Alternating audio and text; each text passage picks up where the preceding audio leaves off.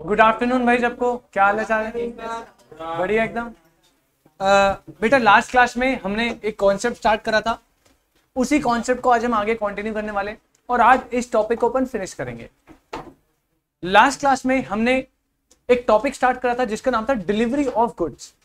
जब मैं बेटा डिलीवरी ऑफ गुड्स की बात करता था तो मैंने आपको बताया था डिलीवरी का मतलब क्या होता है बेटा, voluntary transfer of position. Voluntary transfer of क्या बेटा, डिलीवरी में ओनरशिप ट्रांसफर होती है क्या? नहीं, सिर्फ क्या ट्रांसफर होता है, बाय वन पर्सन टू।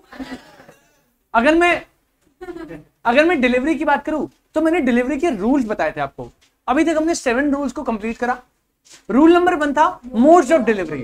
तो डिलीवरी के 3 मोड्स थे बेटा, एक्चुअल, कंस्ट्रक्टिव और सिंबॉलिक। तीनों में से किसी भी मोड से डिलीवरी हो सकती है। पॉइंट नंबर 2 था delivery of goods and payment of price. दोनों के दोनों बेटे कैसे थे, कंकरेंट। कैसे थे मतलब डिलीवरी भी सेलर जो है वो विलिंग एंड एबल होगा डिलीवर करने के लिए गुड्स को, और जो बायर है वो विलिंग एंड एबल होगा पेमेंट ऑफ प्राइस करने के लिए। इसमें कोई दिक्कत। पॉइंट नंबर 3 ने बोला था goods in possession of a third party. मैंने आपको बोला था जो कुछ भी नहीं है, जो कंस्ट्रक्टिव डिलीवरी यानी अटॉर्नमेंट ही है, सेम। 3 रूल हो गए। लास्ट क्लास में रूल नंबर 4 पर था effects of part delivery. Effects of मैंने आपको 2 चीजें बताई थी। जब कॉन्ट्रैक्टेड क्वांटिटी से कम आप गुड्स डिलीवर करते हो उसे बोलते हैं पार्ट डिलीवरी। चाहे पार्ट डिलीवरी हो चाहे पूरी की पूरी डिलीवरी में डिफॉल्ट हो, आप दोनों को सेम ट्रीट कर सकते हो। फिर मैंने आपको बोला था इफेक्ट ऑफ पार्ट डिलीवरी में डिफॉल्ट 2 केस में हो सकता है, या तो डिफॉल्ट बाय सेलर या डिफॉल्ट बाय बायर। अगर सेलर का डिफॉल्ट है तो रिस्पॉन्सिबल कौन, सेलर। वो देखो लास्ट क्लास में भी इसने सेलर के डिफॉल्ट में बायर रिस्पॉन्सिबल कर। क्या हो गया बेटा, सब ठीक है, चंगा है सब, पक्की बात। चलिए, अगर सेलर का डिफॉल्ट है बेटा तो सिर्फ सेलर रिस्पॉन्सिबल है, बायर रिस्पॉन्सिबल नहीं है। ऑन दी अदर एंड अगर बायर का डिफॉल्ट है तो बायर रिस्पॉन्सिबल है, सेलर रिस्पॉन्सिबल नहीं है। तो आपने बोला था सर कब कब बायर रिस्पॉन्सिबल होगा, कब कब सेलर। तो मैंने बोला था आपको सबसे पहले डिफॉल्ट बाय सेलर, सेलर कब कब रिस्पॉन्सिबल होता है। तो सर पॉइंट नंबर 1 था कि अगर वो गुड्स की रीजनेबल टेक केयर ना कर पाए उस केस में सेलर रिस्पॉन्सिबल है। और अगर सेलर होल डिलीवर जो गुड्स करने थे उनकी डिलीवरी नहीं कर पाया तो बायर जो है दोनों केसेस में कॉन्ट्रैक्ट को रेपुडिएट कर सकता है, पूरे के पूरे कॉन्ट्रैक्ट को, और डैमेजेस को भी क्लेम कर सकता है जैसा भी केस होगा। अगर मैं बात करूं डिफॉल्ट बाय बायर के केस में तो 2 केस में बायर डिफॉल्ट में होता है, सेलर डिफॉल्ट में नहीं होता।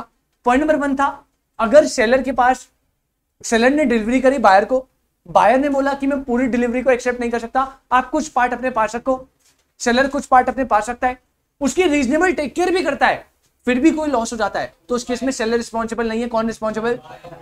पॉइंट नंबर 2, अगर पार्ट डिलीवरी एक्सेप्ट करने से सेलर बायर बोल रहा है कि मैं पार्ट डिलीवरी एक्सेप्ट करूंगा बाकी आप रख लो, और सेलर क्लियरली बोल देता है कि मैं रीजनेबल टेक केयर करने की हालत में नहीं हूं, नहीं कर पाऊंगा, फिर भी बायर रखवाता है उसके पास, तब भी सेलर रिस्पॉन्सिबल नहीं है।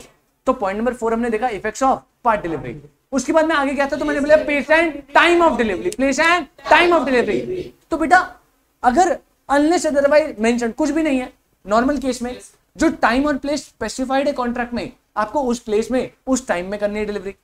अगर कुछ और बात हो गई तो प्लेस के लिए 3 जगह बताई। सबसे पहले जहां पे आपका स्पेसिफाइड था कॉन्ट्रैक्ट में, सेकंड आपने जहां पे एग्रीमेंट था, थर्ड जहां पे गुड्स मैन्युफैक्चर या प्रोड्यूस। अगर मैं टाइम की बात करूं तो टाइम स्पेसिफाइड जो था वो, और सेकंड टाइम पे था रीजनेबल टाइम पीरियड। फिर से रीजनेबल टाइम पीरियड क्या होगा, ये क्वेश्चन ऑफ द फैक्ट है, सब्जेक्टिव मैटर, डिपेंड करेगा सिचुएशन टू सिचुएशन। उसके बाद पॉइंट नंबर 6 था कॉस्ट ऑफ डिलीवरी। अगर मैं कॉस्ट ऑफ डिलीवरी की बात करूं, यार कुछ ज्यादा एक्साइटेड नहीं है, कॉस्ट ऑफ डिलीवरी तो भाई याद हो गया ना तुझे, तो इनको तो याद करने दे। तो तू तो कह रहा मुझे याद हो गया, और मत करना, लिमिटेड रख, ज्यादा ज्ञान भी हानिकारक हो जाता है कभी कभार, ठीक है। 6 पॉइंट था कॉस्ट ऑफ डिलीवरी। तो बेटा मैंने आपको बड़ी सिंपल सी बात बताई, कॉस्ट ऑफ डिलीवरी जिसको बियर करनी है वो बियर करेगा अनलेस अदरवाइज अग्रीड। सर जिसको बियर करनी है वो बियर मतलब देखो अगर कॉन्ट्रैक्ट में स्पेसिफाइड लिखा है ये बियर करेगा बायर सेलर, तो जैसा लिखा है वैसे। लेकिन अगर कुछ मेंशन नहीं है तो मैंने आपको सिंपल से 2 रूल बताए, डिलीवरी पर सेट तक लाने तक के जितने एक्सपेंस है सेलर, डिलीवरेबल स्टेट के बाद पोजीशन लेने तक के जितने एक्सपेंस है बायर। तो आपने बोला सर डिलीवरेबल स्टेट क्या है, तो मैंने बोला डिलीवरेबल स्टेट वो स्टेट है जहां पे buyer is bound to buy the goods, buyer is bound to buy the goods. आपको याद है मैंगो वाला एग्जांपल, पेटी में मस्त अखबार ऐसे ऐसे छिड़का था, घास वास मस्त, वो वाली सिचुएशन क्या थी जब मैंगो डिलीवरेबल स्टेट में आ गए। तो पेटी तक पैक करने तक सारा एक्सपेंस सेलर करेगा, उसके बाद से पेटी घर तक ले जाने का ऑटो रिक्शा भाड़ा वाला जो है बायर बियर करेगा। उसके बाद हम 7 पॉइंट पाए थे, वो था इफेक्ट्स किसके, रॉन्ग क्वांटिटी के। रॉन्ग क्वांटिटी के केस में क्या होगा, उसके 3 केस थे, सिर्फ या तो शॉर्टेज आ सकती है, या सरप्लस आ सकता है, या मिक्स आ सकता है। शॉर्टेज का मतलब था जब कॉन्ट्रैक्टेड क्वांटिटी से कम डिलीवर हो, उस केस में या तो पूरा एक्सेप्ट कर लो या पूरा रिजेक्ट कर लो। पॉइंट नंबर 2 था कि आपका सरप्लस आ गया, सरप्लस का मतलब है कॉन्ट्रैक्टेड क्वांटिटी से ज्यादा रिसीव हो गया, ज्यादा डिलीवर हो गया। उसमें 3 केस है, या तो पूरा एक्सेप्ट कर लो और पूरे का प्राइस पे कर दो, या पूरा रिजेक्ट कर दो, या जितना कॉन्ट्रैक्टेड क्वांटिटी है उतना एक्सेप्ट, बाकी का रिजेक्ट। केस नंबर 3 था बेटा मिक्स के केस में, अगर गुड्स मिक्स में आ गए हैं तो इस पर्टिकुलर केस में 3 सिचुएशन थी, या तो पूरा एक्सेप्ट पूरे का प्राइस पे करो, पूरा रिजेक्ट कुछ भी प्राइस में पे करो, और या फिर जितना आपके अकॉर्डिंग टू दी कॉन्ट्रैक्ट है उसे एक्सेप्ट, बाकी को रिजेक्ट। 7 पॉइंट्स, 7 रूल्स बता दिए मैंने आपको। सबसे पहला मोड्स, 3 मोड होंगे, delivery of goods and payment of price concurrent चलेगा, delivery in possession, goods in possession of third party constructive और अटॉर्नमेंट की तरह है। इफेक्ट्स ऑफ पार्ट डिलीवरी में सेलर का भी डिफॉल्ट हो सकता है, बायर का भी डिफॉल्ट हो सकता है। 5th प्लेस एंड टाइम के केस में जो स्पेसिफाइड है वो, जब स्पेसिफाइड नहीं है तो क्या क्या होगा वो बता दिया। कॉस्ट ऑफ डिलीवरी में डिलीवरेबल स्टेट तक का सेलर, उसके बाद का बायर। और 7th रॉन्ग क्वांटिटी में 3 case, shortage, surplus, mix. Shortage के केस में 2 केस है, या तो पूरा एक्सेप्ट पूरा रिजेक्ट, सरप्लस में 3 है, पूरा एक्सेप्ट पूरा रिजेक्ट, जितना है उतना एक्सेप्ट बाकी रिजेक्ट। और मिक्स में भी 3 केस है, पूरा एक्सेप्ट पूरा रिजेक्ट, या जितना अकॉर्डिंग है उतना एक्सेप्ट बाकी रिजेक्ट। यहां तक अगर आपको कोई भी दिक्कत है तो बिल्कुल मस्त एकदम दोस्त की तरह पूछने का, दोस्त की तरह मना कर दूंगा, नहीं बता रहा। मतलब दोस्त की तरह बोला इसका मतलब नहीं तुम ज्यादा फ्रैंक हो जाएगा मेरे साथ, बहुत मारूंगा भाई की तरह। किसी को कोई दिक्कत, बहन की तरह मत पूछते हो, भाई की तरह। किसी को कोई दिक्कत बेटा, बेटा किसी को कोई दिक्कत बेटा। ऐसे एक तो तुम ऐसी शक्लें बना के आ जाते हो ना सुबह सुबह, मतलब आफ्टरनून में कि तुम्हारे घर वाले तो मार मार के भेज रहे पढ़ने को, चल लो पढ़ के आ, ऐसी शक्ल बनाते हो मेरे सामने। सर छोड़ दो सर, आने से पहले छोड़ दो सर। हंस तो लो बेटा थोड़ा, अभी भी ढीठ हो हंसने, ऐसे हंसा करो ना, तो मास्क हटा के हंसो बेटा। पॉइंट नंबर 8 लिखेंगे, पॉइंट नंबर 8 लिखेंगे आप। डिलीवरी के रूल्स अपन चल रहे थे, हम 7 पॉइंट्स को डन कर चुके थे। आज ये डिलीवरी वाले कॉन्सेप्ट को अपन निपटा देते हैं पूरा, बहुत हो गया डिलीवरी। आगे बढ़ना है अपने को कंडीशन एंड वारंटी पे। आप मेरे साथ पॉइंट नंबर 8 पर आएंगे, आप मेरे साथ पॉइंट नंबर 8 पर आएंगे, विच इज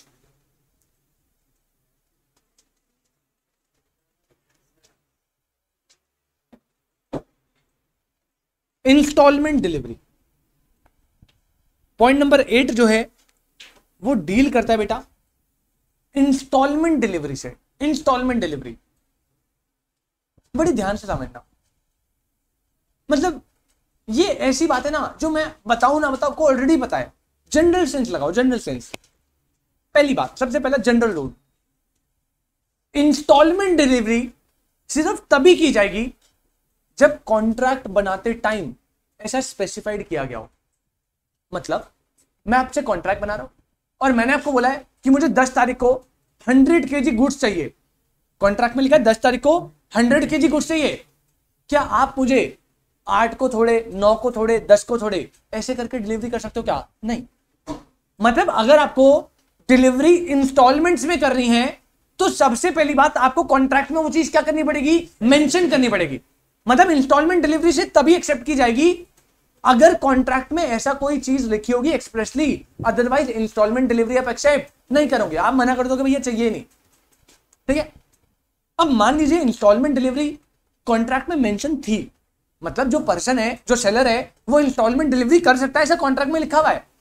अब उसमें केसेस है, बड़े ध्यान से समझना। अभी आपको कुछ भी नहीं लिखना, बस आराम से समझो। मान लीजिए मिस्टर ए है,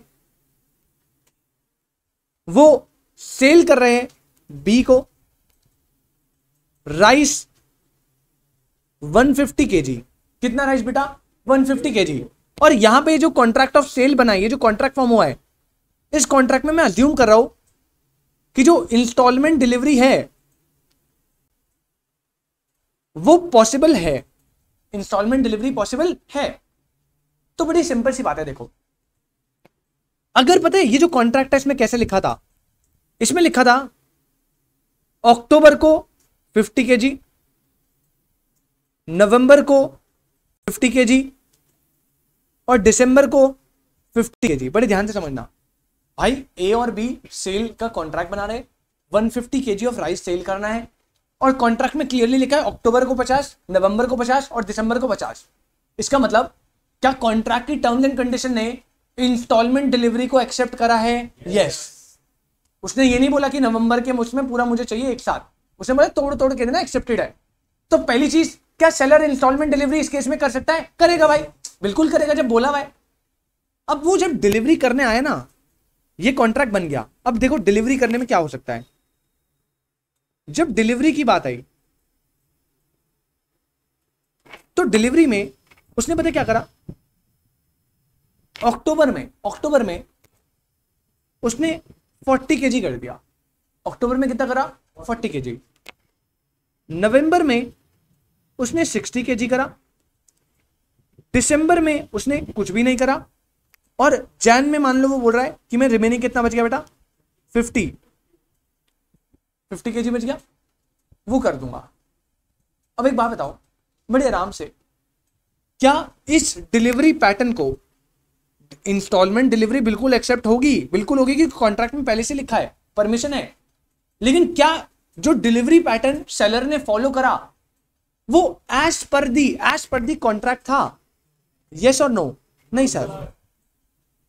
तो क्या मैं कॉन्ट्रैक्ट को रेपुडिएट, रीसाइन, कैंसिल कर दूं? यस और नो? बड़े ध्यान से मतलब डिलीवरी पैटर्न क्या है पहले ये देखो कि कॉन्ट्रैक्ट में डिलीवरी कैसे लिखी थी और एक्चुअल में डिलीवरी कैसे हुई। पहली इंस्टॉलमेंट में कितना देना था? 50, लेकिन उसने एक्चुअल में कितना दिया?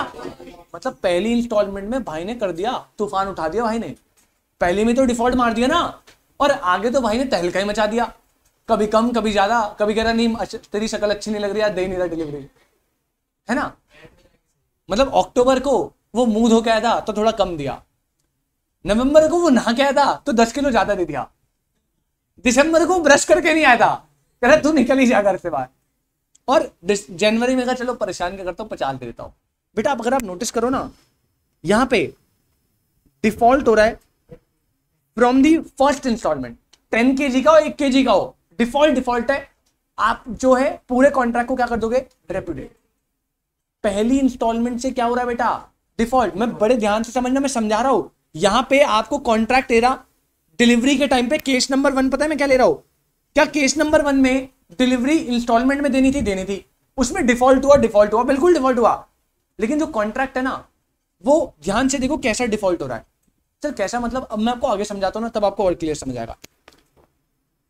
केस 2 में फिर से इंस्टॉलमेंट में डिलीवरी हो रही है, लेकिन इस बार जो इंस्टॉलमेंट में डिलीवरी हो रही ना, उसका पैटर्न में चेंज कर रहा हूं। अक्टूबर, नवंबर, दिसंबर, जैन। अक्टूबर में 50 केजी देना था ना, 50 दिया। नवंबर में 50 केजी देना था, 50 दिया। दिसंबर में 50 करके कॉन्ट्रैक्ट फिनिश होना था, स्किप कर दी, और जनवरी में 50 केजी दिया। बेटा बड़े ध्यान से समझना, इंस्टॉलमेंट में डिलीवरी देनी थी, इंस्टॉलमेंट में डिलीवरी दी। अक्टूबर में जितना बोला था उतना दिया, नवंबर में जितना बोला था उतना दिया, दिसंबर वाली अमाउंट को खराब कर दिया, और जनवरी में जितना देना था उतना दिया। मतलब यहां पे जो डिफॉल्ट हो रहा है वो बेटा फर्स्ट इंस्टॉलमेंट से हो रहा है, सेकंड से हो रहा है, या थर्ड से हो रहा है? यहां पे डिफॉल्ट इधर से आया। अब मुझे एक बात बताओ, पहले वाले में आपने बोला था सर पूरे के पूरे कॉन्ट्रैक्ट को क्या कर दो? रेपुडिएट कर दो, कैंसिल कर दो, रिसाइन कर दो, कि हुआ ही नहीं कॉन्ट्रैक्ट। सेकंड वाले में आप ऐसा करोगे क्या? क्यों भाई? करना चाहिए। अरे इंस्टॉलमेंट में पे करना था, मैंने बताया था इंस्टॉलमेंट में पे करना है। इंस्टॉलमेंट कैसे पे करनी है क्या ये स्पेसिफाई करा था? यस। अरे ये भी तो स्पेसिफाई करा था ना, अक्टूबर में 50, नवंबर में 50, दिसंबर में 50। भैया क्या इसने अक्टूबर में 50 करी है? यस। क्या इसने नवंबर में 50 करी है? यस। दिसंबर में 50 करी क्या? तो मेरे इंस्टॉलमेंट डिलीवरी का जो पैटर्न मैंने स्पेसिफाई करा था, क्या उस इंस्टॉलमेंट डिलीवरी को वैसे वो पर्सन दे पा रहा है? नहीं। तो क्या मैं पूरे कॉन्ट्रैक्ट को रेपुडिएट कर दूं? हाँ या ना? हाँ या ना? बेटा क्वांटम मेरिट याद है आपको? क्वांटम मेरिट, रुचिका क्या था क्वांटम मेरिट? रुचिका को याद ही नहीं है। जब मैंने क्वांटम मेरिट बोला ना, सब ऐसे हाँ कर रहे। रुचिका ऊपर दीवार पे देख रही थी, कुछ तो बताया था, क्वांटम फिजिक्स। रुचिका जी क्वांटम मेरिट, संचय क्वांटम मेरिट नहीं पता? ये ऐसे क्या कर रहा है? ये हाथ ना कभी उठ नहीं पाएगा, सच बता रहा हूं। दूसरा भी कह, दूसरा भी नहीं उठ पाएगा। कोई ऑप्शन नहीं दे रहा मैं तुम्हें। कृष्ण भाई क्वांटम मेरिट नहीं? वेरी गुड बेटा। मुझे लग रहा है मई में थोड़े पेपर के पीछे हो गए, तुमने फॉर्म में आ गए तुम वापस। हितांश क्वांटम मेरिट उतना प्रोपोर्शनली। बेटा क्वांटम मेरिट मैंने आपको बताया था, जब कॉन्ट्रैक्ट बन गया, लेकिन कई बार होता है कोई रिम्यूनरेशन डिसाइड नहीं हुई। जैसे कॉन्ट्रैक्ट बन गया, मैंने आपको रिलेटिव का एग्जांपल दिया था, मेरे रिलेटिव को ट्यूशन पढ़ा रहा हूं। अब जब उसकी मम्मी ने बोला था कि सर फीस कितनी लोगे आप, अब अंदर तो चल रहा था जितनी ज्यादा आप दे दो उतनी ले लूंगा, बट बाहर से अरे कैसी बात कर दी आपने, आपसे फीस लूंगा, आपसे, आपके लिए तो बैठा हूं, वेलना हूं ना मैं, आपके लिए तो बैठा हूं आपके बच्चे को पढ़ाने के लिए। अब ऐसा बाहर से नहीं बोलते ना अपन, बाहर से क्या, अरे अब वो इंसानियत के नाते जितनी नॉर्मल मार्केट में फीस बनती है उतना देना चाहिए ना। This is what quantum merit. कई बार रेम्यूनरेशन डिसाइड नहीं होती, बट भाई यहां पे आप देखो, मैं मानता हूं इंस्टॉलमेंट डिलीवरी के पैटर्न में डिफॉल्ट हुआ है, लेकिन 2 इंस्टॉलमेंट की तो उसने ढंग से करी है ना डिलीवरी, तो क्या आपको इन 2 के बदले उसे कंसिडरेशन देनी चाहिए बेटा? यस। और जहां से डिफॉल्ट करा इस पर्टिकुलर के लिए कंसिडरेशन नहीं देंगे, हमें नहीं चाहिए भाई। इसके बाद से कॉन्ट्रैक्ट रेपुटेड जो 100 kg में रिसीव हो गया, उसके बदले आप पेमेंट ले लो एज क्वांटम मेरिट। समझे क्या? तो मतलब मेरे कहने का मतलब पता क्या है, मेरा क्रक्स निकल रहा है। अगर इंस्टॉलमेंट डिलीवरी कॉन्ट्रैक्ट में लिखी थी तो आप इंस्टॉलमेंट डिलीवरी कर सकते हो, जैसे लिखी थी करनी तो वैसे है, लेकिन आपने केस नंबर 1 जैसा डिफॉल्ट कर दिया, स्टार्टिंग से गड़बड़, तो पर्सन पूरा का पूरा कॉन्ट्रैक्ट क्या कर देगा? ये लॉ ने उसे पावर दी। अगर इंस्टॉलमेंट डिलीवरी में डिफॉल्ट हो रहा है, केस 2 में भी डिफॉल्ट हो रहा है, लेकिन ऐसा डिफॉल्ट है जिसे आप सेपरेट कर सकते हो, मतलब कुछ पार्ट उसने प्रॉपर वे में परफॉर्म करा है, तो उस पर्टिकुलर केस में आपको as much as it earn का कॉन्सेप्ट लगाते हुए उस पर्टिकुलर पार्ट की पेमेंट कर देंगे। कोई दिक्कत?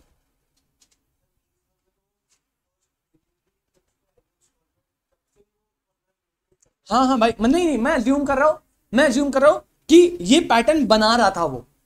ऑब्वियसली बात है, अगर पहले ही उसमें ही उसने 40 kg कर दिया तो हो सकता है वो पहले ही रेपुटेट कर दे, बाकी इंस्टॉलमेंट आपको सर आपको कैसे पता।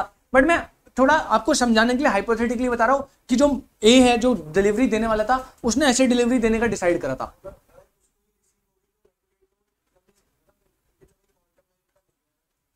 नहीं भाई, डिफॉल्ट तो 40 kg रिसीव कर लिया उसने, काउंट करा 40 kg था, वापस दे, कॉन्ट्रैक्ट कैंसिल।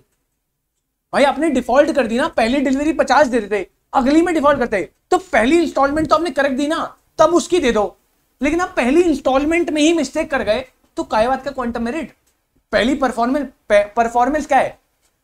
अक्टूबर की परफॉर्मेंस राइस देना है या 50 kg राइस देना है? 50 kg राइस देना। भाई मेरा पर्पस 50 kg का है, अगर आप 50 kg देके अगली वाली में डिफॉल्ट करते हो तो अक्टूबर वाली की पेमेंट मैं कर दूंगा एज पर क्वांटम मेरिट, लेकिन आप अक्टूबर वाली में ही डिफॉल्ट कर दोगे तब थोड़ी दूंगा भाई। कोई दिक्कत क्या? रुक जा बेटा। हाँ जी भाई, रॉन्ग क्वांटिटी का मतलब क्या है? सरप्लस, शॉर्टेज, कुछ भी। सेकंड वाला पार्ट रुक जाओ बेटा, अभी कंप्लीट नहीं हो ना, आप लोग ऐसे कूद जाते सर ये बताओ सर, नहीं अच्छी बात नहीं है ना। अब देख तू मेरे कितने पेशेंस चेक कर रहा है, अब अंदर सोच में क्या क्या, मतलब मन तो कर रहा होगा कि अंडरटेकर बन जाओ मैं, ऐसे कर दूं यार। अब देखो बेटा, बड़े ध्यान से समझना, इतने तक अगर मैं बताऊं ना, इतने तक, यहां पे आप इस थर्ड वाली पे डिफॉल्ट कराए तो थर्ड वाली पे कॉन्ट्रैक्ट को क्या करोगे? Resign reputed. तो मैं क्या ये बोल सकता हूं क्या मैं बोल सकता हूं इन दोनों एग्जांपल से?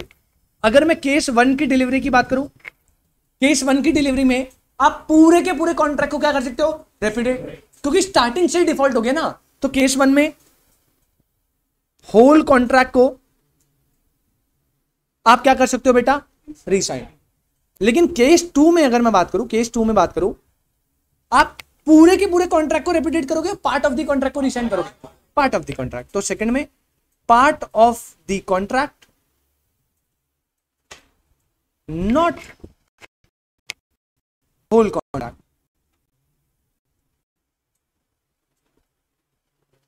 केस 2 में नोटिस करना, जो कॉन्ट्रैक्ट है यहां पे कॉन्ट्रैक्ट सेवरेबल है।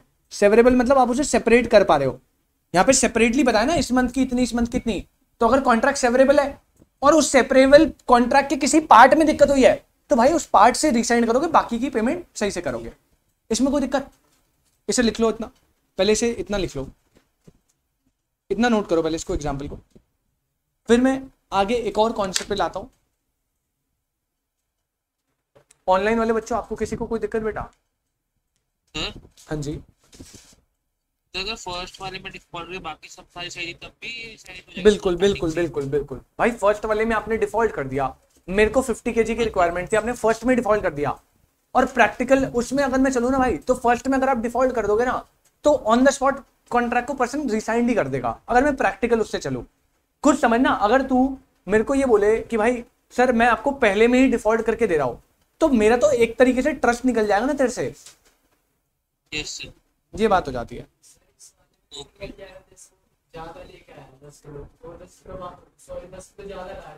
वो तो रिटर्न हो सकता है, सरप्लस में ये हो सकता है कि आप 10 kg रिटर्न कर दो, आप बोलो भाई मुझे भी 50 की रिक्वायरमेंट है जी। रिसाइन हो सकता है सरप्लस के केस में भी, अगर मैं चाहूँ तो रिसाइन कर दूंगा। 60 को लाया भाई, 50 मंगाए थे।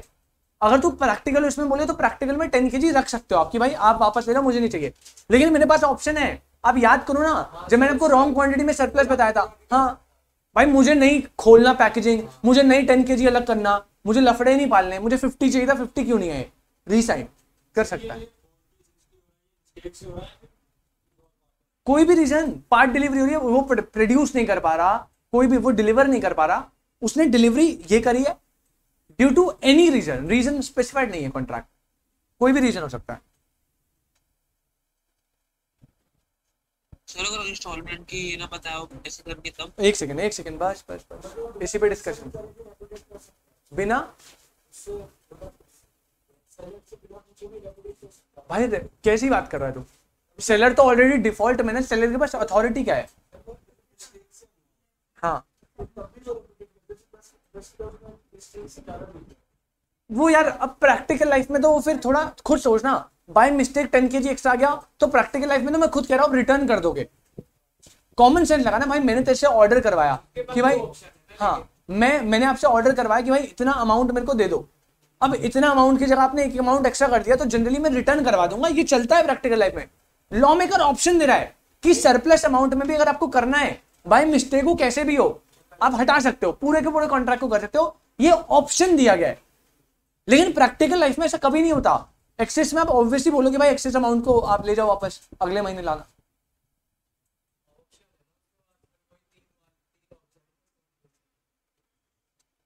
केस नंबर 1 में पूरा होल कॉन्ट्रैक्ट रिसाइन हो रहा है, क्योंकि डिफॉल्ट स्टार्टिंग में हो गया। केस नंबर 2 में स्टार्टिंग में सही चला, बीच में डिफॉल्ट हुआ, तो आप पूरे कॉन्ट्रैक्ट को रेपिडेट नहीं करोगे, आप पार्ट ऑफ द कॉन्ट्रैक्ट को रेपिडेट करोगे, और बाकी की जो भी पेमेंट होगी वो आपको पे करनी पड़ेगी। कॉन्ट्रैक्ट कैसा था? सेवरेबल। और बेटा सबसे इंपॉर्टेंट केस नंबर 3 आप सबके दिमाग में उठ रहा है कि सर अगर इंस्टॉलमेंट डिलीवरी, यहां तो मेंशन थी, बट अगर ए ने बोला बी को कि मैं 150 kg राइस दूंगा, 150 kg राइस इंस्टॉलमेंट में दूंगा, लेकिन इंस्टॉलमेंट कैसे रहेगी वो स्पेसिफाइड नहीं है। मतलब सर जो कॉन्ट्रैक्ट हो रहा है ना बेटा, कॉन्ट्रैक्ट क्या था? 150 kg राइस डिलीवर करने हैं। अब पहले तो हर मंथ का सीन सॉर्टेड था, लेकिन इस बार पता क्या बोला? इस बार बोला अक्टूबर टू दिसंबर 150 kg। ध्यान से मेरी बात समझना, इसने कॉन्ट्रैक्ट को सेपरेबल करा है। क्या कॉन्ट्रैक्ट सेपरेबल है इस केस में? उसने बोला है अक्टूबर से दिसंबर तक मुझे 150 kg चाहिए, अक्टूबर को 10 दे, नवंबर को 100 दे, दिसंबर को 40 दे, चलेगा क्या? बिल्कुल चलेगा। अक्टूबर से दिसंबर में आपको 150 सप्लाई करने हैं, चाहे आप किसी भी मंथ कोई भी क्वांटिटी सप्लाई करो इंस्टॉलमेंट में, वो अप टू यू है, अप टू सेलर है, मुझे उससे कोई प्रॉब्लम नहीं है। लेकिन अगर आपने जो डिलीवरी करी, वो डिलीवरी मान लो अक्टूबर में आपने फॉर से 50 kg कर दी, नवंबर में आपने फॉर से 50 kg कर दी, दिसंबर में आपने स्किप कर दिया, और जैन में आपने 50 kg, क्या 150 kg सप्लाई हो गया? अब देखो यहां पे although part of the contract था, ऊपर जब ये चीज कराई थी तो आपने पूरा कॉन्ट्रैक्ट करा था या part of the contract repeated? लेकिन यहां पे आप पार्ट ऑफ दी करोगे पूरा, यहां पे आप पूरा कर दोगे। सर क्यों? कॉन्ट्रैक्ट सेपरेबल नहीं है भाई। उसने इस सिचुएशन में बोला है कि 150 किलो राइस चाहिए, मांगते अपने को, और अक्टूबर से दिसंबर के बीच में चाहिए। मतलब अगर अक्टूबर से दिसंबर एंड तक आपने 1 किलो भी छोड़ा तो मैं पूरे कॉन्ट्रैक्ट को क्या कर दूंगा? रेपुटेड। क्योंकि यहां पे लॉ मेकर का मानना पता क्या है कि भैया बायर को 150 किलो राइस चाहिए, उसका पर्पस ही अकम्प्लिश होगा जब 150 मिलेंगे। अब पहले तो क्या था? कॉन्ट्रैक्ट सेपरेबल था। पहले कॉन्ट्रैक्ट में स्पेशली मेंशन है कि बायर को पहले महीने 50 चाहिए। जब उसने पहले महीने 50 दे दिए तो बायर का जो पहले महीने का पर्पस है वो कंप्लीट हुआ क्या? यस। उसको सेकंड महीने 50 चाहिए थे, सेलर ने सेकंड मंथ 50 दे दिए, तो क्या सेलर का बायर का सेकंड मंथ का पर्पस अकम्प्लिश हो गया होगा? Yes sir. तो 2 पर्पस तो अकम्प्लिश हो गए, तो उस 2 पर्पस की तो कंसिडरेशन देनी पड़ेगी ना। लेकिन यहां पे भैया उसने बोला मुझे दिसंबर एंड तक पूरे चाहिए, उसने इंस्टॉलमेंट नहीं बनाई, सेपरेबल नहीं है कॉन्ट्रैक्ट। अगर कॉन्ट्रैक्ट सेपरेबल नहीं है, बस इतना बोला इंस्टॉलमेंट में चलेगा, कैसे देना कोई दिक्कत नहीं है, आप दे देना जैसे, और आपने ड्यू डेट तक पूरी अमाउंट इंस्टॉलमेंट कंप्लीट नहीं करी तो पार्ट ऑफ द कॉन्ट्रैक्ट नहीं जाएगा। इस केस में होल कॉन्ट्रैक्ट को क्या कर सकता है बायर? रेपिडेट कर सकता है, बोल रहा हूं फिर से, कोई दिक्कत? क्या भाई? भाई इंस्टॉलमेंट कैसे भी बने उससे कोई लेना देना नहीं है। यहां पे कोई मंथली आपको अमाउंट स्पेसिफाइड है क्या? नहीं। पहले में 10 करे, दूसरे में 100 करे, तीसरे में 40 करे, चलेगा, कोई दिक्कत नहीं है। पूरे दिसंबर के एंड पे 150 कर दे, चलेगा। उसे दिसंबर लास्ट तक 150 चाहिए, अगर उसे 1 किलो भी कम मिला तो वो पूरे कॉन्ट्रैक्ट को रेपिटेट करेगा, क्योंकि यहां पे कॉन्ट्रैक्ट सेवरेबल नहीं है। अगर कॉन्ट्रैक्ट सेवरेबल है और आपने पार्ट में डिफॉल्ट करा है तो पूरा कॉन्ट्रैक्ट नहीं होगा, तब जो पार्ट में डिफॉल्ट है वहां से रेपिटेट होगा। दोनों में डिफरेंस समझ रहे हो ना आप? पक्का? कोई दिक्कत नहीं। तो यहां पे आप एक स्टेटमेंट लिख सकते हैं, हाँ जी हाँ जी।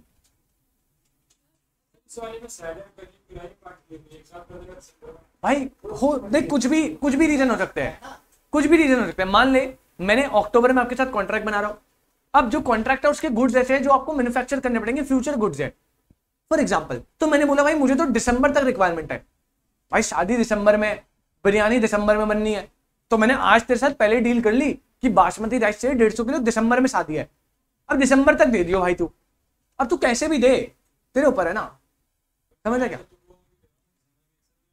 तेरी मर्जी है, दे दे, मैं थोड़ी मना कर रहा हूँ। यहाँ भाई मैंने तो एग्जांपल ले लिया, ये तो ऑफेंड हो रहा है मेरे, ये तो गुस्से में आ रहा है, कह रहा है मेरी मर्जी है। भाई मेरे को चावल नहीं चाहिए भाई।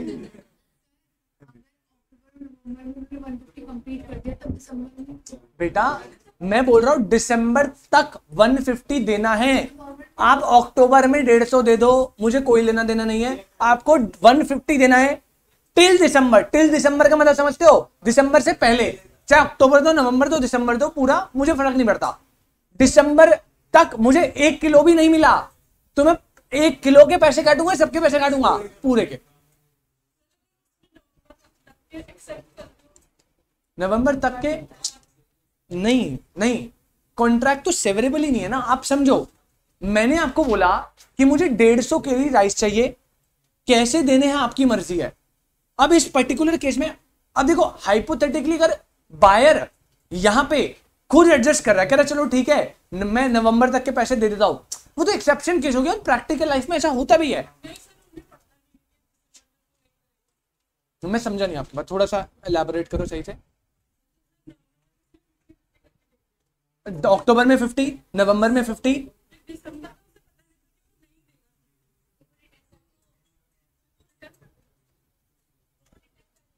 गुड्स को, ये वाले गुड्स को रिटर्न कर देगा। हाँ तो गुड्स तो रिटर्न करेगा ना, कॉन्ट्रैक्ट रेपुटेड, रेपुटेड बोले तो कैंसिल, आप अपने गुड्स वापस रखो और जो पैसे मैं आपको 150 किलो वाले देने वाला था वो नहीं मिलेंगे, और उसमें मुझे कोई लॉस होता है, लॉस होता है तो आप कंपनसेट करोगे उस लॉस का। समझ रहे हो क्या? तो क्रक्स ये निकला, कॉन्ट्रैक्ट सेवरेबल है, पहले वाले में कॉन्ट्रैक्ट पूरा सेवरेबल था, उस केस में पहले में ही डिफॉल्ट कर दिया, पूरा कॉन्ट्रैक्ट रेपुटेड। सेकंड, कॉन्ट्रैक्ट सेवरेबल है लेकिन आपने किसी पार्ट में डिफॉल्ट करा तो पूरा नहीं, सिर्फ part of the contract reputed. और केस नंबर 3, कॉन्ट्रैक्ट सेवरेबल ही नहीं है, तो भैया आपने थोड़ा सा भी डिफॉल्ट करा चाहे पार्ट में भी, उस केस में भी हम पूरे कॉन्ट्रैक्ट को क्या कर देंगे। 3 केस समझ आए? वो फिर क्वांटम मेरिट वही आ गया ना भाई, फिर आपको प्रोपोर्शनेटली करना पड़ेगा। जैसे थर्ड केस में आप हाइपोथेटिकल चलो तो आप कहोगे सर ये 100 kg मान लो उसने यूज कर लिया और अब थर्ड में उसने डिफॉल्ट कर दिया, तो भाई फिर आपको प्रोपोर्शनेटली रिटर्न करना है, और जो अमाउंट उसका बनता है आफ्टर आपके डैमेजेस को एडजस्ट करने के बाद अगर एक्सेस बच रहा है तो वो दे देना। नॉर्मल मतलब वो सेट ऑफ करना पड़ेगा आपको, ठीक है। हाँ अगर वो मान लो यूज कर लेता है और बाद में डिफॉल्ट हो जाता है तो भाई प्रैक्टिकल लाइफ में क्या होगा, भाई आप अपने गुड्स लो, जितना मैंने पे करा होगा और जितना मुझे डैमेज होगा उसे मैं सेट ऑफ करूंगा, अगर एक्स्ट्रा मेरे पे बच रहा होगा तो मैं आपको दे दूंगा, अगर मुझे और ज्यादा डैमेज हुआ होगा तो आपसे पैसे वापस लूंगा थोड़े, ऐसे चलता है। तो यहां केस नंबर 3 में लिख लो आप होल कॉन्ट्रैक्ट, लिख लो बायर कैन, केस नंबर 3 है जब contract when contract is not severable, when contract is not severable, buyer can cancel the whole contract because it is not severable। तो यहां पे बड़ी अच्छी सी केस स्टडी बन के आ सकती है, आपको बड़ा ध्यान रखना है। सबसे पहले चेक करेंगे कॉन्ट्रैक्ट सेवरेबल है या कॉन्ट्रैक्ट सेवरेबल नहीं है। अगर कॉन्ट्रैक्ट सेवरेबल नहीं है और थोड़ा सा भी डिफॉल्ट होता है तो पूरा का पूरा कॉन्ट्रैक्ट क्या कैंसिल। अगर कॉन्ट्रैक्ट सेवरेबल है, वहां पे 2 केस है भाई, अगर आपने पहले से इनिशियल वे में डिफॉल्ट कर दिए तो पूरा ही कॉन्ट्रैक्ट कैंसिल जाएगा। अगर कॉन्ट्रैक्ट सेवरेबल है और आपने बीच में कहीं डिफॉल्ट करा, पहले तक सही करा तो जितना सही करा उतना पे कर दो, और जहां से डिफॉल्ट स्टार्ट हुआ उसको क्या कर दो रेपिडेट, कोई दिक्कत। तो इसमें बस छोटे से 2 नोट लिख लो आप, छोटे से 2 note. Point number 1, buyer is not bound, buyer sorry इसी का एक्सप्लेनेशन है, जनरल एक्सप्लेनेशन जो पूरे केसेस के ऊपर आना चाहिए था, मतलब इंस्टॉलमेंट डिलीवरी का इंट्रोडक्शन, ठीक है। उसके बाद केसेस चलते हैं, बट मैंने पहले केसेस करवा दी मेन आपको। लिख लो buyer is not bound to accept instalment, not bound to accept instalment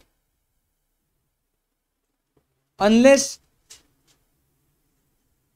agreed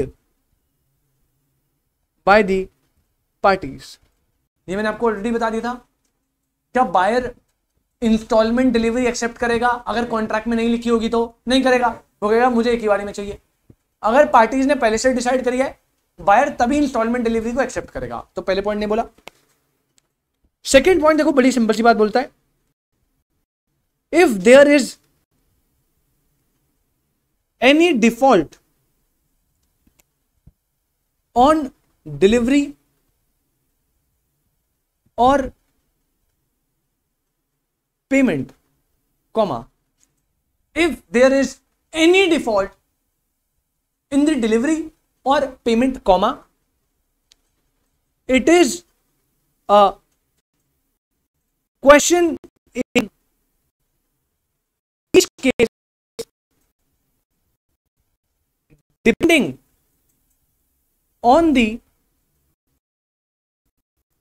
terms and conditions of the contract, terms and conditions of the contract and the circumstances of the case and the circumstances of the case। बेटा मैंने आपको सारे cases सारे circumstances बता दिए। वो कह रहा है भाई इफ देयर एनी डिफॉल्ट, कोई भी डिफॉल्ट होता है तो ये क्या है, ये क्वेश्चन है। इन ईच केस डिपेंड करेगा टर्म्स एंड कंडीशन पे और सर्कमस्टांसेस ऑफ द केस में कि कब पूरा कॉन्ट्रैक्ट जाएगा और कब पार्ट ऑफ द कॉन्ट्रैक्ट रेपिडेट होगा। और वो केसेस, ये जो केसेस की बात कर रहा है, ये केसेस मैंने आपको तीनों केस बता दिए।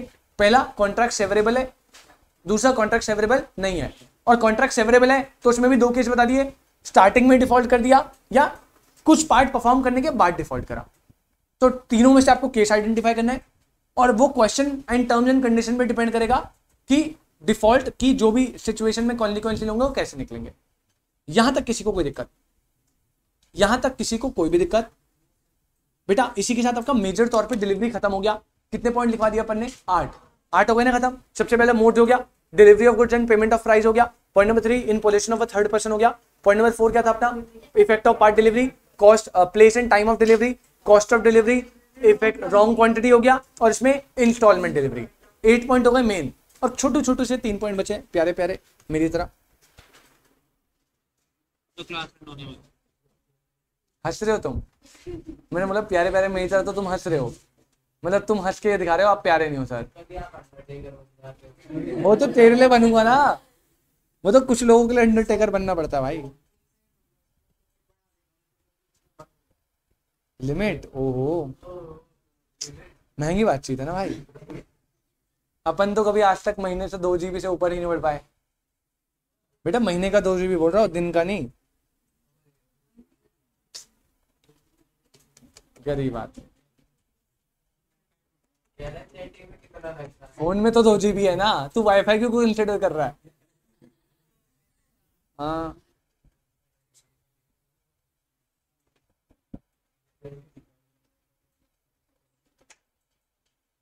वाईफाई वाले को कॉल किया क्या?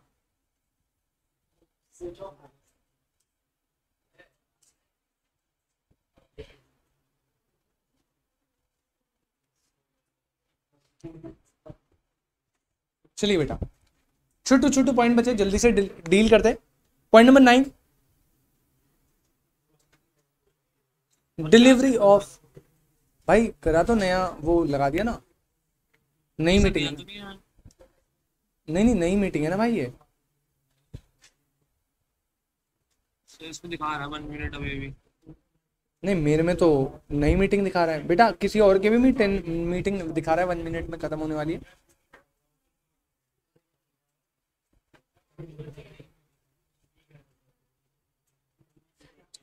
एक काम करते हैं अपन, दोबारा रीस्टार्ट करते हैं। वैसे मैंने नहीं लगाई है, चलो मैं दोबारा करता हूँ।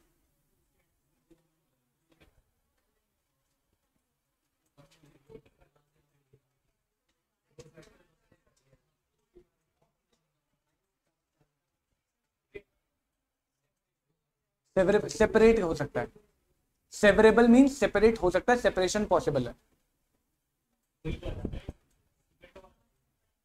सॉरी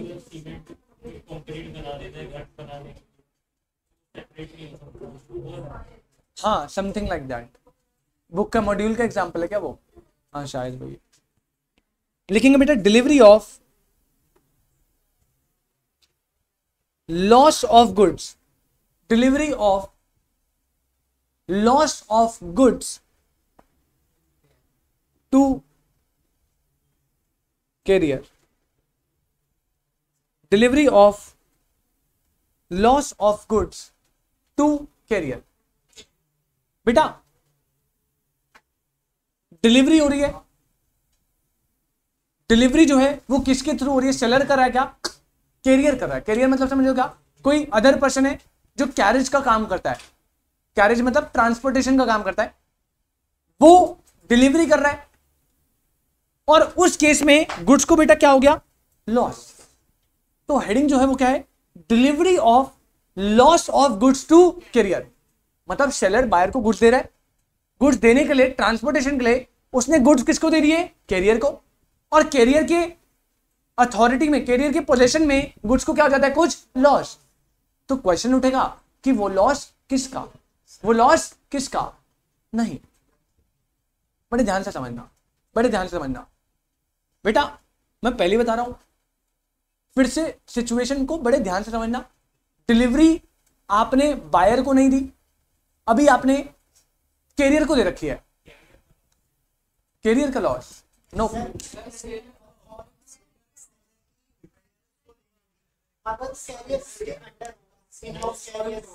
अच्छा, अगर इंश्योरेंस हुआ तो सेलर क्लेम करेगा, अगर इंश्योरेंस बायर नहीं करवाया हुआ फिर तो यही तो बोलना है बेटा, डिपेंड करेगा ना। तो ऐसे बोलो ना, तुम कह रहे हो सेलर का लॉस, अरे सेलर का कैसे लॉस, समझ के लो। यहां पे बेटा अपन सेलर भैया गुड्स दे रहे हैं कैरियर भैया को, और कैरियर भैया आगे गुड्स देने वाले थे किसको बेटा, बायर भैया को। सेलर भैया गुड्स दे रहे कैरियर भैया को कि किसको गुड्स दे देना, बायर भैया। भैया क्यों बोल रहे हो, बुरा मान जाएगा, लड़के तो बोल रहे हो, लड़कियां मत बोलो भैया भाई। बायर बहना, बायर दीदी, अबे फालतू में ये मैच कर रहा है, बायर भैया मैच कर रहा है, ये जबरदस्ती बायर दीदी बना रहा है। अब मारू उसे नहीं मारू बताओ, बायर आंटी, ये अच्छा सा लग रहा है वैसे कुछ। टुनटुन मौसी सुना तुमने, क्या है, क्या है भीम का लड्डू, आज मुझे आज पता लगा।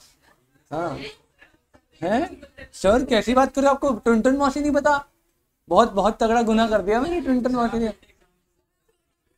हाँ नहीं, लेकिन मैं मौसी का नाम भूल गया था ना, मुझे नहीं पता टुनटुन नाम है उनका।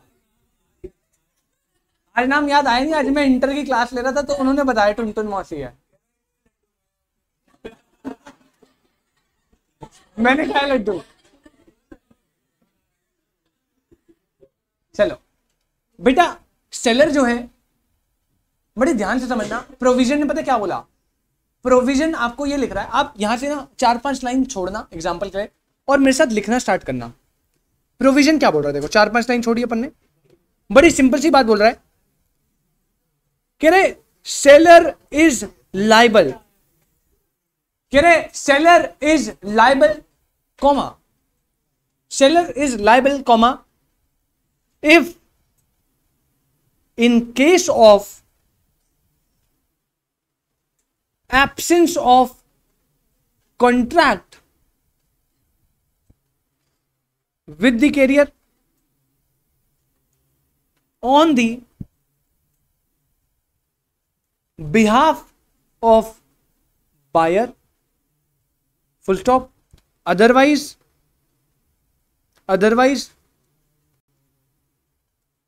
buyer is liable for such loss, otherwise buyer is liable for such loss। और एक एक चीज को मैं ब्रेक करके बताता हूं, देखो क्या बोल रहा है प्रोविजन ने, क्या बोला, delivery of loss of goods to carrier. पहली लाइन ने बोला बेटा कौन रिस्पॉन्सिबल है, सेलर। सर हमने भी तो यही बोला था, सेलर रिस्पॉन्सिबल है, हमें गलत बोल रहे हो। आप आगे पढ़ो, सेलर इज लाइबल, कह रहे if in case of absence of contract, ये पता है कौन सी कॉन्ट्रैक्ट की बात कर रहा है, contract of insurance, contract of insurance. ये कैरियर और बायर का कोई कॉन्ट्रैक्ट बना हुआ है, मतलब मैं ये बोलूं ना, कॉन्ट्रैक्ट ऑफ इंश्योरेंस समझ सकते हो, या फिर contract between buyer and carrier. कह रहा है भैया सेलर सिर्फ और सिर्फ तब रिस्पॉन्सिबल है जब डिलीवरी ऑफ गुड्स कैरियर कर रहा है और कैरियर का और बायर का, कैरियर का और बायर का जो कॉन्ट्रैक्ट है वो क्या है, एब्सेंट। एब्सेंट मतलब कॉन्ट्रैक्ट नहीं बना। अगर कैरियर और बायर का कॉन्ट्रैक्ट नहीं है तो इनडायरेक्टली ये कह रहा है कि कैरियर का कॉन्ट्रैक्ट किससे हुआ होगा। अरे मेरे को गुड्स देने हैं, मैं दिल्ली में बैठा हूं, मुझे मुंबई में शिवानी जी को गुड्स देने हैं। अब ये जो बीच का प्रोसीजर ट्रांसपोर्टेशन का जाएगा, इसके लिए कोई बंदा चाहिए ट्रांसपोर्टेशन वाला, कैरियर मतलब। अब उस कैरियर को अपने आप सपना तो आएगा नहीं अपने उछल के तो आ जाएगी नहीं हवा से कि गुड्स डिलीवर करने मैं करूंगा। या तो शिवानी जी कॉल करके कॉन्ट्रैक्ट बनाएगी कि भैया गुड्स लाने मेरे 10,000 रुपए लोगे, कर देना गुड्स डिलीवर। या फिर सेलर मैं कॉन्ट्रैक्ट करूंगा, कॉल करूंगा कि भैया आप ट्रांसपोर्टेशन का काम करते हो, मुझे ना अपने सेलर को, बायर को गुड्स पहुंचाने हैं, 10,000 रुपए ले लेना, आ जाओ। या तो मैं कॉन्ट्रैक्ट करूंगा या ये। वो कह रहे हैं सेलर रिस्पॉन्सिबल है अगर बायर और कैरियर का कॉन्ट्रैक्ट नहीं हुआ, क्योंकि अगर बायर और कैरियर का कॉन्ट्रैक्ट है तो सेलर का कोई रोल है उसमें नहीं। भाई कैरियर आपका है, मेरी ड्यूटी बस इतनी है कि उसके व्हीकल में गुड्स को लोड करवा दूं, सही तरीके से डिलीवरेबल स्टेट पे ले आऊं और सही तरीके से भेज दूं। जैसे वो मेरी पोजीशन से निकला, कैरियर के साथ कॉन्ट्रैक्ट किसका? आपका। तो उस केस में अदरवाइज अगर एब्सेंस है तब तो सेलर रिस्पॉन्सिबल है। अगर कॉन्ट्रैक्ट बना हुआ है बायर और कैरियर का, अदरवाइज तो कौन रिस्पॉन्सिबल है? तो बस सिंपल सी बात कह रहा है कि अगर कैरियर और बायर का कॉन्ट्रैक्ट बना है तो सेलर का कोई रोल ही नहीं है। कैरियर कोई भी लॉस कर देता है तो प्राइमरी फेज पे वो लॉस किसका? बायर का। अब अगर इंश्योरेंस होगा इंश्योरेंस मिल जाएगा, नहीं होगा तो कैरियर के पैसे काट लेगा, वो सेकेंडरी मैटर है। अभी अपन सिर्फ बायर और सेलर किसका लॉस है ये डिसाइड कर रहे हैं, तो प्राइमरी फेज पे लॉस किसका? बायर का। लेकिन अगर contract between buyer and carrier absent है, इसका मतलब कैरियर का कॉन्ट्रैक्ट सेलर से बना होगा, तो लॉस के लिए कौन रिस्पॉन्सिबल? अब देख लो यही बात सीधी सीधी नहीं बोल रहा कि कॉन्ट्रैक्ट इनका होगा तो ये घुमा के सेलर इज रिस्पॉन्सिबल अगर बायर और कैरियर का कॉन्ट्रैक्ट एब्सेंट है, अदरवाइज बायर इज रिस्पॉन्सिबल।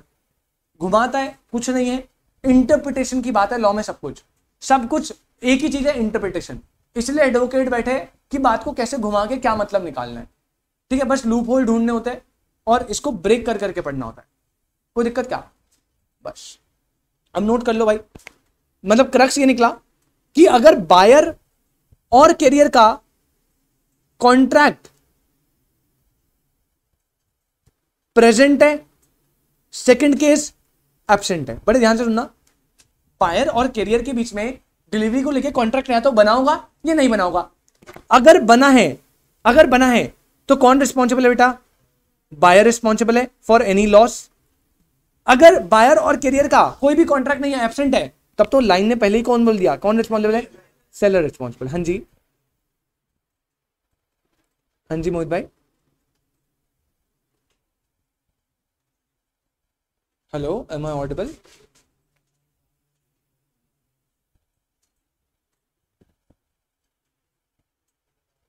बेटा आपको मेरी आवाज आ रही है? तो आपकी वॉइस बहुत ज्यादा ब्रेक हो रही है समझ। एक सेकंड, अब आ रही है मेरी आवाज सही से?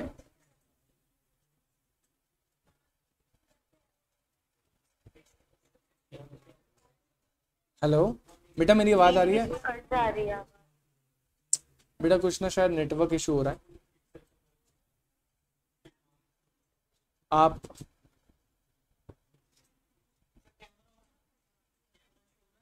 उनको थोड़ी कैमरा शो होगा, ये तो रिकॉर्डिंग। बेटा मेरी आवाज आ रही है आपको अभी? यस सर, अभी तो आ रही है। हाँ ठीक है। सब आ रही है। हाँ अब ध्यान से देखो, मैंने कुछ नहीं बताया, आपने कहाँ से कनेक्शन टूटा आपका देखो आराम से।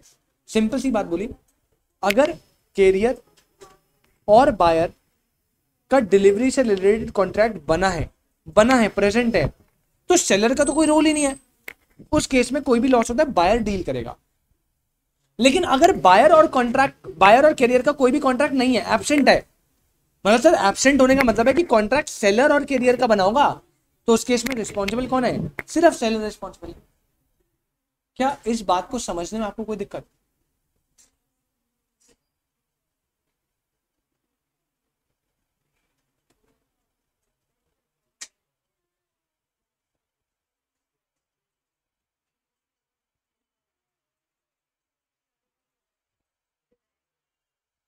हेलो यस बेटा, आपको आवाज आ गई थी, समझ आ गया ये टॉपिक? कोई दिक्कत तो नहीं है? हाँ सर। ठीक है। हाँ एक बार बता दो भाई, यस नो कर दो प्लीज, क्योंकि ना मुझे थोड़ा सा शायद वाईफाई का कुछ इशू चल रहा है, तो वो कनेक्शन लॉस्ट हो रहा है। चलिए बेटा, पॉइंट नंबर 9 डन है। चलिए सेकंड लास्ट पॉइंट पे डलते हैं, विच इज पॉइंट नंबर 10। अब छोटे छोटे पॉइंट ही बचे। पॉइंट नंबर 10 लिखेंगे, risk where goods are delivered, risk where goods are delivered at a distant place, risk where goods are delivered at a distinct place. अब यहां पे आपको समझना पड़ेगा बेटा, पहली टर्म आपको ये दिख रही है डिस्टिंक्ट प्लेस, आप गुड्स को डिलीवर करवा रहे हो एट अ डिस्टिंक्ट प्लेस, आप गुड्स को डिलीवर करवा रहे हो एट अ डिस्टिंक्ट प्लेस, और उस डिस्टिंक्ट प्लेस में जो गुड्स को डिलीवर किया जा रहा है उससे किसी भी तरह का रिस्क है, किसी भी तरह का क्या है, तो वो रिस्क किसका होगा। अब आपको समझ नहीं आ रहा कि डिस्टिंक्ट प्लेस क्या है, डिस्टिंक्ट प्लेस में डिलीवर करवाने से रिस्क क्या है, तो थोड़ा सा इसे समझते हैं। नहीं, डिस्टिंक्ट प्लेस का मतलब है any other place, any place other than specified in the contract. समझ के लो, मैंने आपको बताया था point number 5, place and time. क्या हुआ एम हंस रहे हो? चलो सही है, खुशी होनी चाहिए जीवन में। कह रहे जब से सीए करने आए हैं तब से खुशी तो छीनी गई है चेहरों से, हंसने तो दो अब, है ना सदा जी? नहीं, खुशी नहीं छीनी बेटा। डिस्टिंक्ट प्लेस का मतलब है any place other than place specified in the contract.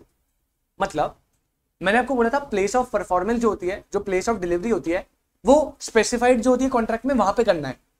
सबसे पहला रूल क्या था, जो कॉन्ट्रैक्ट में स्पेसिफाइड प्लेस है आपको गुड्स को डिलीवर करना है उस प्लेस पे। आपने गुड्स डिलीवर करवाने के लिए कॉन्ट्रैक्ट में प्लेस स्पेसिफाइड कर दी। ए ने बी को कॉन्ट्रैक्ट ऑफ सेल में एंटर करवाया, जहां पे ए भैया हमारे सेलर है और बी भैया हमारे बायर है। बोला, ए बोल रहा है कि मैं आपको 100 यूनिट डिलीवर करूंगा एट द रेट ₹20 ईच, दिक्कत नहीं है। तो जब भी कॉन्ट्रैक्ट बन रहा होगा तो वहां पे प्लेस एंड टाइम स्पेसिफाइड हुई होगी। हमने पढ़ा तो था प्लेस और टाइम जहां पे स्पेसिफाइड है वहां करना है। अगर नहीं स्पेसिफाइड इन केस, तो फिर मैंने बताया था प्लेस के लिए जहां पे एग्रीमेंट बना है, अगर वो भी स्पेसिफाइड नहीं है तो मैन्युफैक्चर और प्रोड्यूस हो रहे हैं जहां पे कुछ, और टाइम के लिए रीजनेबल हो जाएगा। लेकिन मैं अज्यूम करो कॉन्ट्रैक्ट बिल्कुल स्पेसिफाइड था। उसने बोला काली घाटी के पीछे, आज तक मुझे समझ नहीं आया काली घाटी मतलब क्या, कौन सी जगह है कॉन्ट्रैक्ट करने की। बट भाई ए और बी जहरीले बंदे हैं। देखो काली घाटी वाटी सब मिट गया, काली घाटी के पीछे हो गया था। काली घाटी के पीछे बेटा ये ना कॉन्ट्रैक्ट की स्पेसिफाइड प्लेस है। क्या है? बोला भैया यहीं लेना है, जो भी डिलीवरी लेनी यहीं होगी, कोई दिक्कत नहीं, आ जाना। टाइम भी बता दिया। तुम्हें पता काली घाटी में कितने बजे जाते हैं? 12 बजे। तुम्हें कैसे पता नहीं बेटे, तुम्हें तो नहीं होगा अगली समझ के लेना।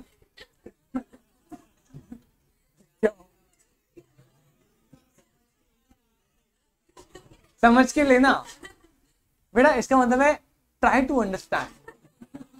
अब इंग्लिश में बोलूंगा तुम्हें समझ नहीं आएगा, अरे सर ये क्या बोल दिया आपने। अच्छा अब सही बोलूंगा, ट्राई टू अंडरस्टैंड। अब देखो वो इसमें भी ऐसा ही है। अब अपर्णा को समझ नहीं आ रहा, वही सही है, अपना समझ के लेना, समझने की कोशिश करो। अब स्पेसिफाइड प्लेस कर दी है। सेलर जो है वो जिस दिन डिलीवरी करनी थी घर से निकल ही रहा था, उसी टाइम ना बायर ने पता क्या बोला कि यार एक छोटी सी प्रॉब्लम है, जो मुझे गुड्स डिलीवर करवाने थे वो प्लेस कौन सी थी? काली घाटी। काली घाटी के पीछे। काली घाटी कौन बोला मैं? उसके पीछे बोल रहा हूं मैं, ठीक है, काली घाटी के पीछे।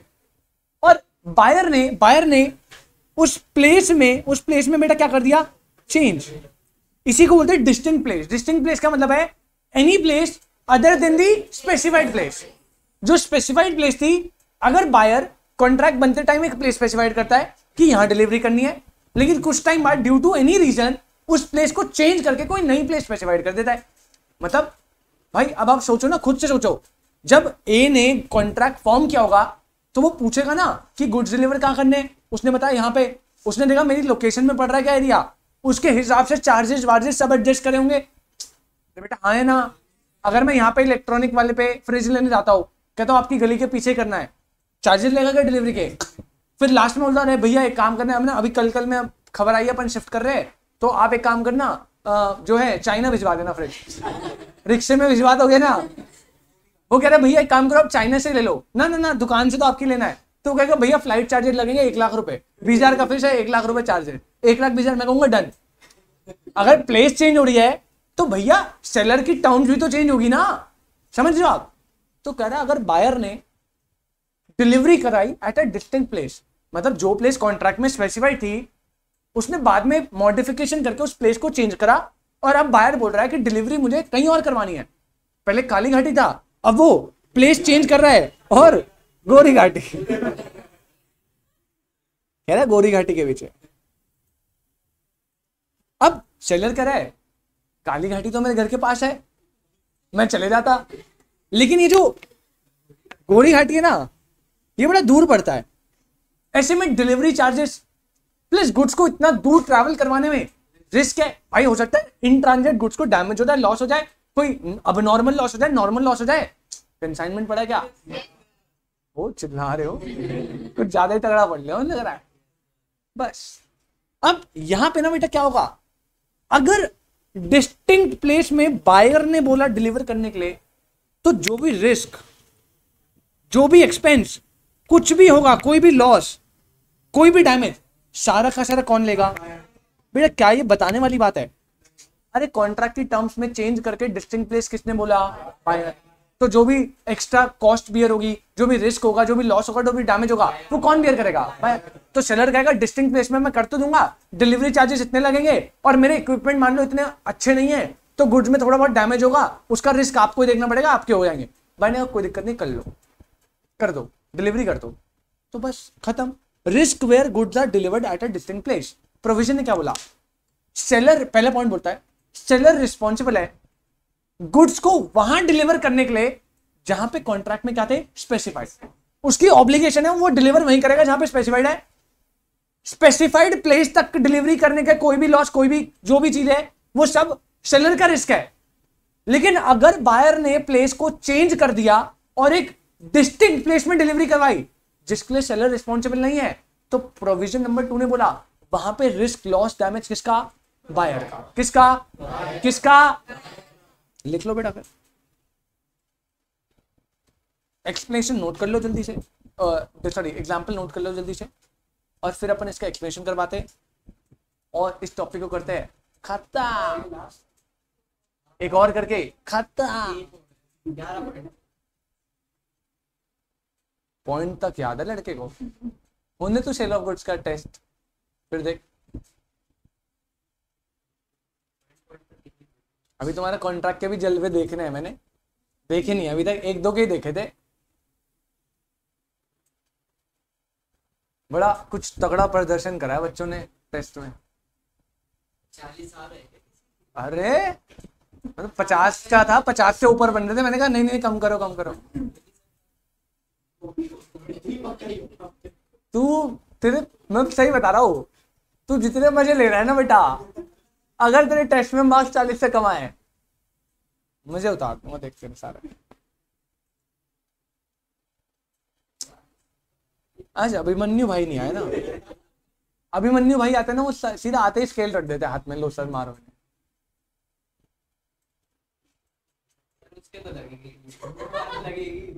भाई क्या वो पढ़कर आया है, तू भी पढ़ ले, तेरे भी नहीं लगेंगे। लिखना स्टार्ट करो फिर।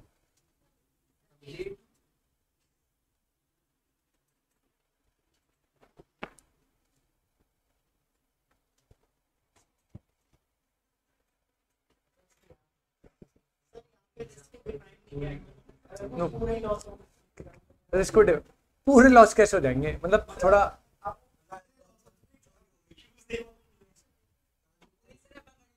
रिस्क रिस्क बायर का होगा। नाउ डेफिनेशन ऑफ रिस्क, कैसा रिस्क, उसके रिगार्डिंग कुछ बातें नहीं करी, बट अगर आप सोच रहे हो पूरे गुड्स निकल जाएंगे तो ऐसा रिस्क तो ऑब्वियसली नहीं होगा। फिल्म चल रही है ये, नहीं फिल्म हो रही है ये, नहीं फिल्म हो रही है, मनी हाइस्ट हो रहा है, कोई आएगा चोरी करके ले जाएगा, ऐसे थोड़ी हो जाएगा यार। काली घाटी से गोरी घाटी जाने में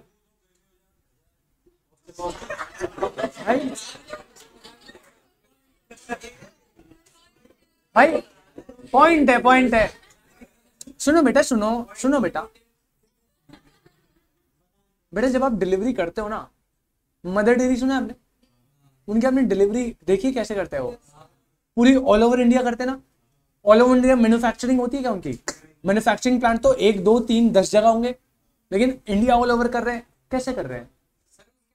उनका ट्रक आता है ना, आपने कभी मदर डेयरी में देखा है ट्रक आते हुए?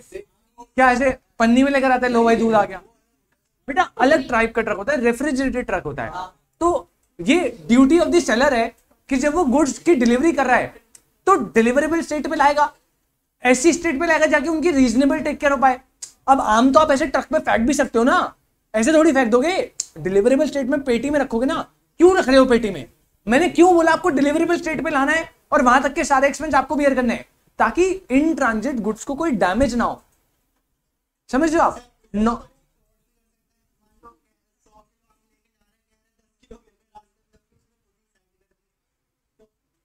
भाई, अब यहाँ पे ऑब्वियसली एक वो आ सकता है कि अगर आप डिस्टिंक्ट प्लेस पे करवा रहे हो तो रिस्क हो सकता है, लॉस हो सकता है, लेकिन भाई बायर के पॉइंट ऑफ व्यू से समझो ना, बायर तो पहले से ही वीकर पोजीशन पे आ गया ना, क्योंकि कॉन्ट्रैक्ट से उसने अलग हटके प्लेस स्पेसिफाइड करवा दी। अब जो भी छोटा मोटा लॉस हो रहा है वो बियर करना ही पड़ेगा। लेकिन तुम ऐसे करो सारे गुड खराब हो गए, वो कह रहा जी आपने डिस्टिंक्ट प्लेस करवाई थी, मैं तो ला रहा था, सारे गुड खराब हो गए, ये तो फिर मार ही खाओगे तुम बायर के हाथ से, अपनी तरफ से कुछ भी बना रहे हो।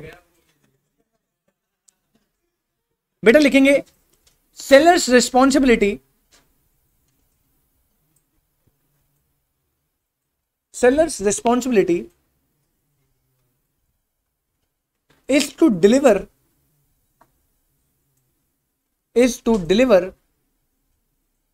the goods at the place they were agreed to be delivered। Seller की रिस्पॉन्सिबिलिटी है गुड्स को उस प्लेस में डिलीवर करना जो कि जहां पे अग्री किया गया था, जो specified place in the contract थी। उसके सेकंड पॉइंट लिखो, उसके अलावा अगर कोई भी प्लेस चेंज होती है, बायर प्लेस को चेंज करता है, तो रिस्क फिर किसका? बायर। तो लिखो if the buyer told the seller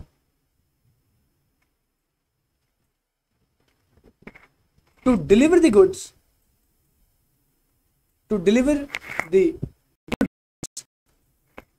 at a place other than they were agreed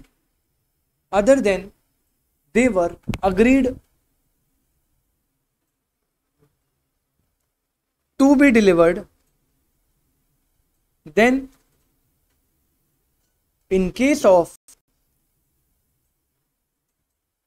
some loss / risk, only buyer is responsible। only buyer is responsible। Point number 10 भी होता है समाप्त। Point number 1 modes of delivery, second बोला second delivery of goods and payment of price. Point number 3 in position of a third person. Point number 4 effects of part delivery. Fifth आपका place and time of delivery. Sixth था cost of delivery. Seventh wrong quantity. Eighth instalment delivery. उसके बाद अपन 9th पे गए। 9 कौन सा था बेटा? Loss of goods to carrier. तो वहां पे हमने देख लिया कि अगर बायर का और कैरियर का कॉन्ट्रैक्ट बना हुआ है तो बायर रिस्पॉन्सिबल है, और अगर कॉन्ट्रैक्ट एब्सेंट है तो सेलर रिस्पॉन्सिबल है।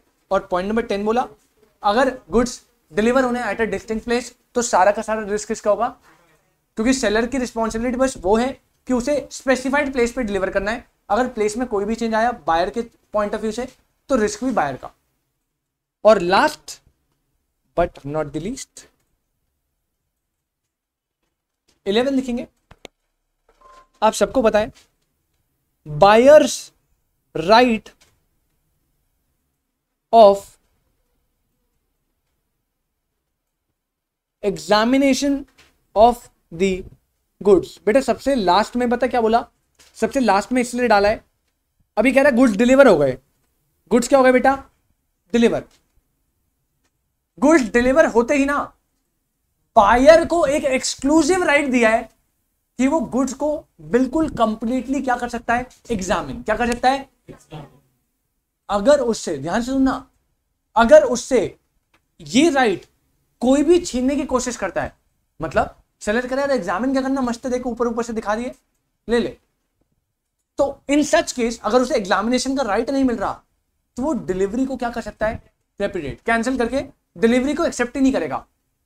मतलब जब तक बायर पूरी तरीके से संतुष्ट नहीं होता, पूरी तरीके से डिलीवर गुड्स को एग्जामिन करके चेक करके सेटिस्फाइड नहीं होता, ये उसका राइट है, जब तक इस राइट को फुलफिल नहीं किया जाता तब तक वो डिलीवरी को रिफ्यूज भी कर सकता है, मना कर सकता है कि भाई मुझे एक्सेप्ट नहीं करनी, पहले मैं एग्जामिन करूंगा उसके बाद ही एक्सेप्ट करूंगा। कोई दिक्कत इसमें, लिख लो फिर। Point number 1,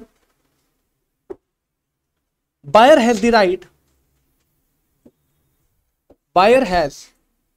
the right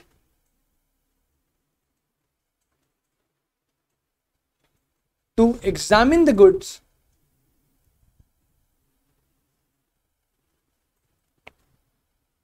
which are delivered to him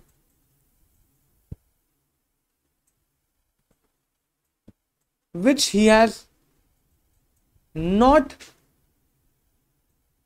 previously examined।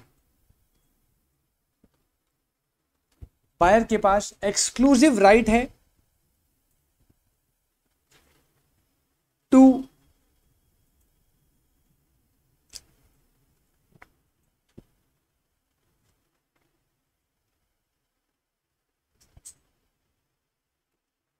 Examine the goods जो उसको डिलीवर्ड हुए और जिन्हें उसने प्रीवियसली एग्जामिन नहीं करा। और पॉइंट नंबर 2 लिखेंगे, buyer cannot accept the goods delivered, buyer cannot accept the goods delivered unless and until